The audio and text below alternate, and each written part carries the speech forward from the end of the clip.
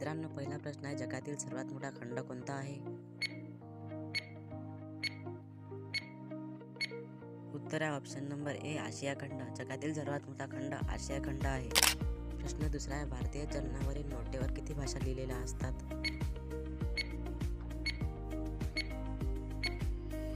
उत्तर आहे option number D, 17. भारतीय चलनावरील नोटेवर 17 भाषा लिहिलेल्या असतात.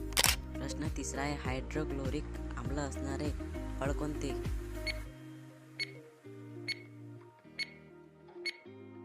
उत्तर आहे ऑप्शन नंबर बी, लिंबू. हायड्रोक्लोरिक आम्ल असणारे फळ लिंबू आहे. प्रश्न चौथा आहे, कोवळ्या उन्हामुळे मानवाला कोणते जीवनसत्व मिळते?